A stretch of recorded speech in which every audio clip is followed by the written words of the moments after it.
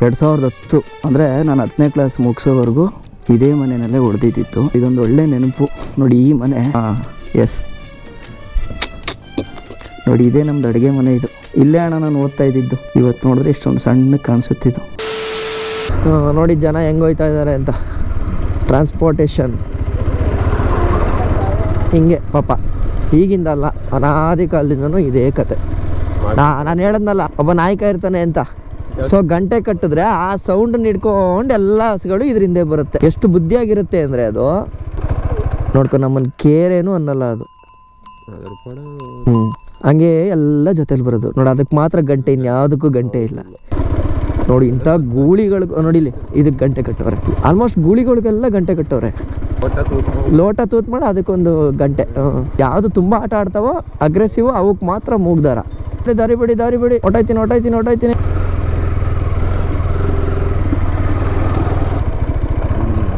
ಆಯ್ತಾ ಇನ್ನೂ ಇಲ್ವಾ? ಈಗ ಆಯ್ಸದೆ. ನೋಡಿ ಇಲ್ಲಿ ಈಗ ಯಾವತ್ತು ಹಾಕಿರೋ ಇವು? 8 ದಿವಸ. ಹಾಲು ಕರ್ಕೊಂಡ್ರಿ ಹೆಂಗೆ? ಕರೆಯುದೆ ಎಲ್ಲ ತಗೋವೆ. ಕಿಚ್ಚ ಆಯ್ತಾವಲ್ಲ. ಓಂ ಗುರು ಬಸವಾಯ ಶಿವನೇ. ನಾವು ಉಗ್ಗಿಯ ನೀವು ಅಣ್ಣ ಇದೇ ಊರು. ಎಷ್ಟು ಕಾಲ ನಡೆದೆ? 20. ಒಟ್ಲು ಕಾಡು ಹೊಡೆದ್ಬಿಟ್ರೆ ಅವೇ ಬಂದ್ಬಿಡ್ತಾವಲ್ಲ. ಹೋಗ್ಬೇಕು. ಒಂದೊಂದು ದಿನ ಹಂಗೂ ಅಕಸ್ಮಾತ್ ಬಿಟ್ಟರು ಹೋಗಿ ಬರ್ತವೆ ಅಲ್ವಾ, ಬಂದ್ಬಿಡ್ತವೆ.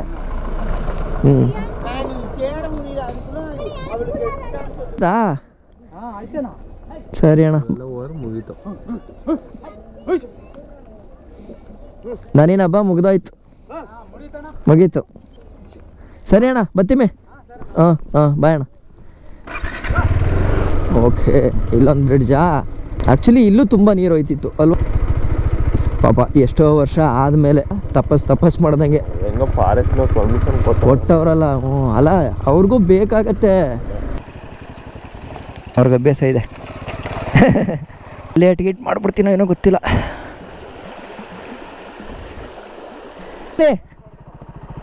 ಯಾರ್ದು ಚಪ್ಪಲಿ? ನಿಮ್ದಾ?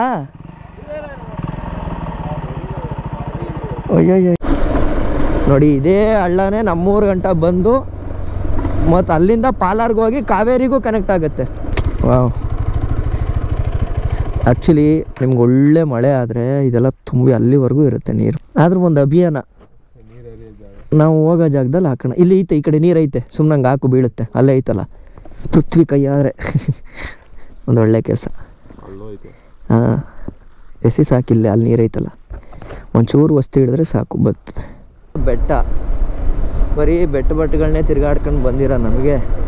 ಸೊ ಅಲ್ಲಿ ಕಾಣಿಸ್ತಾ ಇರೋದು ಭದ್ರಕಾಳಮ್ಮ ದೇವಸ್ಥಾನ. ಇದು ಗುಡ್ಡೆವರೆಗೂ ಹೋಯ್ತದೆ. ಇದು ಗುಡ್ಡೆವರಿಂದ ಹೋಯ್ತದೆ ಅಲ್ವಾ?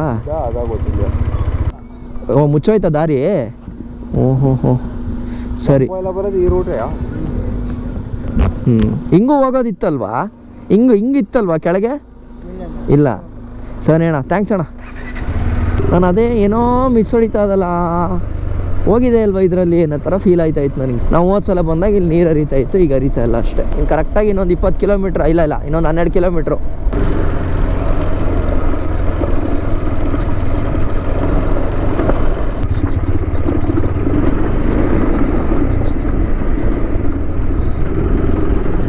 ಸೊ ನೋಡಿ, ತಮಿಳ್ನಾಡಿಂದ ನಮ್ಮೂರಿಗೆ ಬರೋರೆಲ್ಲ ಕಾರಲ್ಲೂ ಇದೇ ರೂಟ್ಲೇ ಜೈ ಅನ್ನಿಸ್ತಾರೆ ಅತ್ಲಾಗೆ.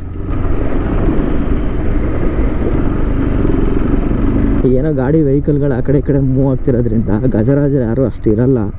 ಬಟ್ ಒಂದು 2 ಲೊಕೇಶನ್ ಇದೆ, ಅಲ್ಲಿ ನೀರು ಕುಡಿಯೋಕ್ಕಂತೂ ಬಂದೇ ಬರ್ತಾರೆ ಟೀಮು. ಈಗ ಆ ಕಡೆ ಈ ಕಡೆ ಏನಾರು ನಿಂತಿದ್ರೂ ನಮಗೆ ಕಾಣಿಸಲ್ಲ. ಬೇಕಾದರೆ ಬನ್ನಿ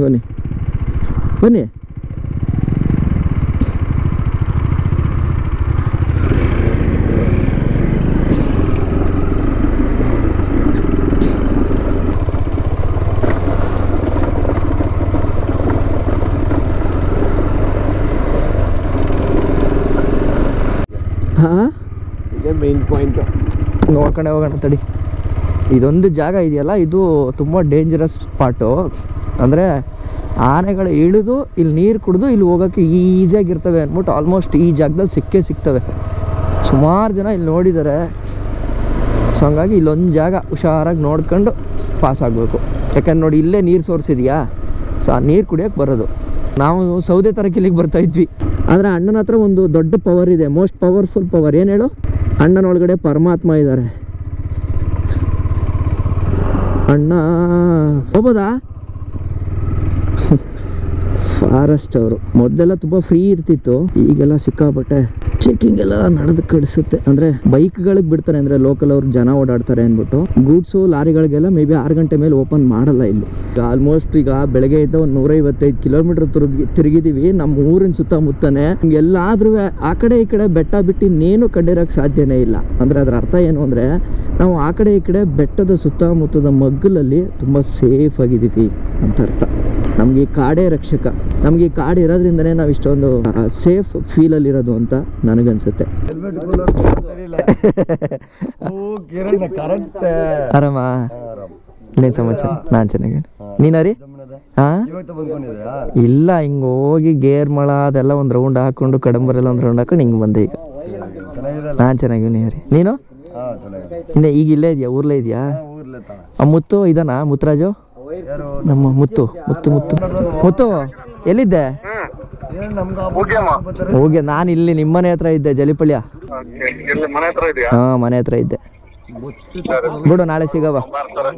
ಬರ್ತಾ ನೀ ಅಪ್ಪಲಿಂದ ಅಪ್ಪಿದ ನೋಡಿ. ಯಾರು? ಹಾಂ, ಇದೆ UI ಅವನ ಕಾನ್ಸೆಪ್ಟೇ ಹಿಂಗೆ. ಉಪೇಂದ್ರ ಅಂದರೆ ಉಪೇಂದ್ರ ಬೇರೆ ಲೆವೆಲ್ ಅಲ್ಲ. ಇಲ್ಲಿವರೆಗೂ ಅದು ಆ ಇಂಪ್ಯಾಕ್ಟ್ ಇದೆ ಅಂತಂದರೆ ಯಾವ ಲೆವೆಲ್ಗೆ ಅಲ್ವಾ ರೀ? ಎನಿವೆ ಬರೋಣ, ಸಿಗೋಣ. ಬಾಯ್ ಬಾಯ್, ಹ್ಯಾಪಿ ಸಂಕ್ರಾಂತಿ. ಇವರೆಲ್ಲ ನಾವು ಅವಾಗ ಒಂದು ಬ್ಯಾಚ್ ನಾವು ಸೇರ್ಕೊಂಡು ಭಾರಿ ಆಟ ಆಡ್ತಿದ್ವಿ. ಅವಾಗ ನಮ್ಮ ಮನೇಲಿ ಆಟ ಆಡೋಕೆ ಕಳಿಸ್ತಿರ್ಲಿಲ್ಲ. ಹಸು ಹಿಡ್ಕೊ ಬಂದ್ಬಿಟ್ಟು ಅದ್ರ ನೆಪದಲ್ಲಿ ಆಟ ಆಡ್ತಿದ್ವಿ. ಹ್ಯಾಪಿ ಸಂಕ್ರಾಂತಿ ಅಣ್ಣ.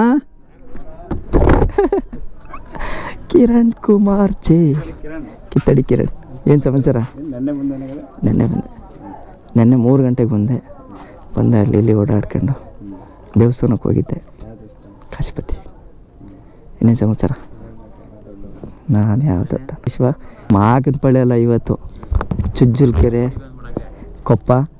ಕೊಪ್ಪದ ಮೇಲೆ ಹೋಗಿ ಗೇರ್ಮಾಳದಿಂದ ದಿಂಬಮ್ಮು 12 ಗಂಟೆಗೆ ಬಿಟ್ಟು ವಸಂತಿ ಚಿನ್ನಪ್ಪಯ್ಯ நல்லா இருக்கீங்களா? ಎಲ್ಲ ಹುಡುಗ ಪೋದು ಅದು ಕೂಪ್ಟಿಂಗಿಲ್ಲ, ಅದೇ ಪೋದು. ಸುಮಾರು ಜನ ಕೇಳ್ತಾ ಇರ್ತೀರಾ, ನಿಮ್ಮ ಎಕ್ಸ್ಪಲ್ಸ್ ಏನು ಮಾಡಿದ್ರಿ ಮರ್ತ್ಬಿಟ್ರಾ ಅಂತ. ಖಂಡಿತವಾಗ್ಲೂ ಇಲ್ಲ. ಎಕ್ಸ್ಪಲ್ಸ್ ಅಂತ ಇದ್ದೀನಿ. ಸೊ ನಮ್ಮ ನೀಲಾಂಬರಿ ನನ್ನ ಮೊದಲ ಬೈಕು ನನ್ನ ಜೀವನದ್ದು. ಸೊ ಇಲ್ಲಿ ನಿಂತಿದೆ ನೋಡಿ ಆರಾಮಾಗಿ. ಅಣ್ಣ ಮೇಂಟೆನೆನ್ಸ್ ಎಲ್ಲ ಶೋರೂಮ್ದೆ ತಾನೆ? ಫುಲ್ 50 ಅಣ್ಣ. ಎಷ್ಟು? 51,000 ಅಷ್ಟು ಓಡಿಸ್ಬಿಟ್ಟ? ಮೈಲೇಜು ಅಣ್ಣ ಒಂದು ರೌಂಡ್ ಹಾಕೋ ಬರ್ತೀನಿ ಅಣ್ಣ. ಈ ನೀಲಾಂಬರಿಲಿ ಎಷ್ಟು ನೆನಪುಗಳಿದೆ ಅಂದರೆ ಏನೋ ಒಂಥರ ಫೀಲಿಂಗು ಇದು. ನಾನು ತುಂಬ ಡಿಪ್ರೆಷನಲ್ಲಿದ್ದಾಗ ಎಷ್ಟು ಮನುಷ್ಯಗೆ ಶಾಂತಿ ಕೊಟ್ಟಿದೆ ಅಂತಂದರೆ ಪಾಪ ಇದು ಸುಮ್ಮನೆ ಹೇಳಬಾರ್ದು. ತುಂಬ ಅಂದರೆ ತುಂಬ. ನಾನು ಎಲ್ಲೆಲ್ಲಿಗೆ ಹೋಗಬೇಕು ಅಂತ ಅಂದ್ಕೊಂಡು ನಾನು ಆಲ್ಮೋಸ್ಟ್ ಚಿಕ್ಕಮಂಗ್ಳೂರು, ಮಡಿಕೇರಿ ಎಲ್ಲ ಸುತ್ತಾಡಿರೋದು ನಮ್ಮ ನೀಲಾಂಬರಿಯಿಂದನೇ. ಏನು ಮಾಡೋಣ, ನನಗೆ ಎಕ್ಸ್ಪಲ್ಸ್ ಟೈಮಲ್ಲಿ ನನ್ನ ಹತ್ರ ದುಡ್ಡಿರಲಿಲ್ಲ. ನಾನು ಎಕ್ಸ್ಪಲ್ಸಿಗೆ ಬರಲೇಬೇಕಿತ್ತು, ಯಾಕಂದ್ರೆ ಅವಾಗ ಟ್ರೆಂಡ್ ಇತ್ತು ಅದು. ಆ ಮೋಟೋ ಬ್ಲಾಗ್ನ ನಾನು ಕಚ್ಚಿಸ್ಕೊಬೇಕಿತ್ತು ಅಂತಂದಾಗ ನಾನು ಇದನ್ನು ಕೊಡಲೇಬೇಕಾಯ್ತು. ಹಂಗಾಗಿ ಇದನ್ನು ಹಣ್ಣಂಗೆ ಕೊಟ್ಬಿಟ್ಟು ನಾನು ಎಕ್ಸ್ಪಲ್ಸ್ನ ತಗೊಂಡೆ. ಮಾದೇಶ ಒಂಥರ ಫೀಲಿಂಗು, ಇದೊಂಥರ ಫೀಲಿಂಗು. ನೀವೆಲ್ಲ ಕೇಳ್ತಾ ಇರ್ತೀರಾ, ಬ್ರೋ ನೀವೇನು ಹೊಸದು ಬಂದಮೇಲೆ ಹಳೇದು ಮರ್ತ್ಬಿಟ್ರಾ ಅಂತ.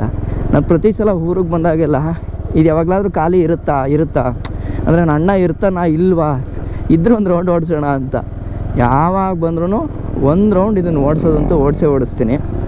ಸೊ ಇದು ಬೆಳಗ್ಗೆ ಸೀನ್ ಆಗಿದ್ದಿದ್ರೆ ಇನ್ನೂ ಚೆನ್ನಾಗೇ ಇರ್ತಿತ್ತು. ನೋಡೋಣ, ನಾಳೆ ಬೆಳಗ್ಗೆ ಏನಾದರೂ ಇದು ಫ್ರೀ ಇತ್ತು ಅಂತಂದರೆ ಒಂದು ಸುಮ್ಮನೆ ಹಂಗೇ ಆರಾಮಾಗಿ ಓಡಾಡ್ಕೊಂಡು ಒಂದು ವ್ಲಾಗ್ ಮಾಡ್ತೀನಿ. ಬಟ್ ಅದ್ರ ಮಧ್ಯದಲ್ಲಿ ಇದನ್ನು ಓಡಿಸೋಂಥ ಖುಷಿ. ಸೊ ಇವತ್ತು ನಾನು ಜಲ್ಲಿಪಳ್ಳಿಯಕ್ಕೆ ಬಂದಿದ್ದಕ್ಕೆ ಇದನ್ನು ಕೂಡ ಓಡಿಸ್ದಂಗೆ ಆಯಿತು. ಇನ್ನೂ ಆ ಇಂಜಿನ್ ಸ್ಮೂತ್ನೆಸ್ ಆಗಿರ್ಬೋದು, ಆ ಗೇರ್ ಶಿಫ್ಟಿಂಗ್ ಆಗಿರ್ಬೋದು, ಎಷ್ಟು ಚೆನ್ನಾಗಿ ತಗೊಳುತ್ತೆ ಅಂತಂದರೆ ಇದ್ರ ಮುಂದೆ ಇಂಜಿನ್ ಅಲ್ವೇ ಅಲ್ಲ. ಈಗ ನನ್ನ ಹತ್ರ KTM ಇರ್ಬೋದು, ಇವನ್ ಆ KTM ಕೂಡ ಇಷ್ಟು ಸ್ಮೂತಾಗಿ ಇಂಜಿನ್ ಎಲ್ಲ ಇದಾಗಲ್ಲ. ಮತ್ತು ಈ ಗಾಡಿ ಇದ್ದಾಗ ನಾನು ಎಷ್ಟು ಲೋಕಲ್ ಪ್ಲೇಸ್ಗಳನ್ನೆಲ್ಲ ಎಕ್ಸ್ಪ್ಲೋರ್ ಮಾಡಿದ್ದೀನಿ ಅಂದರೆ, ಯಾಕಂದರೆ ಇದು ಸ್ಪೀಡಾಗಿ ಹೋಗ್ತಾ ಇರಲಿಲ್ಲ, ನಿಧಾನಕ್ಕೆ ಹೋಗ್ತಾ ಇತ್ತು, ಜನಗಳನ್ನ ನೋಡ್ಕೊಂಡು ಹೋಗ್ತಾ ಇದ್ದೆ, ಏನೋ ಒಂಥರ ಖುಷಿ ಇತ್ತು. ಆದರೆ ಯಾವಾಗ ನನ್ನ ಹತ್ರ ದೊಡ್ಡ ಗಾಡಿ ಬಂತು ಆವಾಗ ಸ್ಪೀಡ್ ಜಾಸ್ತಿ ಆಯಿತು. ಒಂದು ಸಲ ಆಟೋಮೆಟಿಕ್ಕಾಗಿ ನಿಮಗೆ ಸ್ಪೀಡ್ ಜಾಸ್ತಿ ಆಗ್ತಿದ್ದಂಗೆ ಮನುಷ್ಯ ಎಲ್ಲೂ ನಿಲ್ಲಕ್ಕೆ ಇಷ್ಟಪಡಲ್ಲ. ಆ ಥರ ನಿಲ್ಲದೆ ಎಷ್ಟೋ ಎಕ್ಸ್ಪ್ಲೋರೇಷನ್ನ ನನ್ನ ಲೈಫಲ್ಲಿ ಕಳ್ಕೊಂಡಿದ್ದೀನಿ ಅನ್ನೋ ಅಂತ ನನಗನ್ಸುತ್ತೆ. ಸೊ ಇದೆಯಲ್ಲ, ಇದು ಬೇರೆ ಲೆವೆಲ್ ಫೀಲು. ನನ್ನ ಮಾತಲ್ಲೇ ನಿಮ್ಗೊಂದು ಬದಲಾವಣೆ ಗೊತ್ತಾಗಿರ್ಬೋದು. ಇದ್ರ ಇಂಜಿನ್ ಸೌಂಡ್ ಬಿಡ್ತಿದ್ದಂಗೆ ನನ್ನ ಮಾತಿನ ಶೈಲಿ ಜಾಸ್ತಿ ಆಗ್ತಿದೆ, ಚೆನ್ನಾಗಿ ಬರ್ತಾಯಿದೆ. ಅಂದರೆ ಇದಿದ್ದಾಗ ನನ್ನ ಯಾರೂ ನೋಡ್ತಾ ಇರಲಿಲ್ಲ, ನಾವು ಭಯ ಇರಲಿಲ್ಲ, ಅಥವಾ ನಾನು ಯಾರೂ ನೋಡ್ತಾರೆ ಅಂತ. ಯಾಕಂದರೆ ನನಗೆ ಅಷ್ಟು ಫೇಮಸ್ ಇಲ್ವಲ್ಲ, ಕೂಗಿ ಜೋರಾಗಿ ಮಾತಾಡ್ತಾ ಇದ್ದೆ, ಖುಷಿಯಾಗಿ ಕೂಗಾಡ್ಬಿಡ್ತಾ ಇದ್ದೆ. ಆದರೆ ಈಗ ಈ ಗಾಡಿ, ಹೊಸ ಗಾಡಿಗಳೆಲ್ಲ ಬಂದಮೇಲೆ ಜನ ನೋಡ್ತಾ ಇರ್ತಾರೆ ಅನ್ನೋ ಒಂದು ಉದ್ದೇಶಕ್ಕೇ ಮಾತಾಡೋದನ್ನ ಎಲ್ಲೋ ಕಡಿಮೆ ಮಾಡ್ತಾಯಿದ್ದೀನಿ ಅಂತ ನನಗನ್ಸುತ್ತೆ. ಇದು ನನಗೇನು ಫೀಲ್ ಆಯಿತು ಅದನ್ನು ನಾನು ನಿಮ್ಮ ಮುಂದೆ ಹೇಳ್ತಾ ಇದ್ದೀನಿ, ಅದು ನೀಲಂಬರಿ ಮೇಲೆ ಕೂತ್ಕೊಂಡ್ಮೇಲೆ. ಸೊ ಪ್ರತಿ ಹುಡುಗಂಗೂ ತನ್ನ ಮೊದಲನೇ ಹುಡುಗಿ, ಅದೇ ರೀತಿ ತಾನು ತಗೊಂಡಂಥ ಮೊದಲ ಬೈಕು, ಎರಡೂ ಕೂಡ ಒಂದೇ ಫೀಲಿಂಗು. ದೂರ ಇಟ್ಟಿರ್ಬೋದು, ಆದರೆ ಅವಳ ಫೀಲಿಂಗು, ಆ ಗಾಡಿ ಫೀಲಿಂಗು ಯಾವಾಗಲೂ ಇದ್ದೇ ಇರುತ್ತೆ, ಮನಸ್ಸಲ್ಲಿ ಅದು ಕೊರಿತಾ ಇರುತ್ತೆ.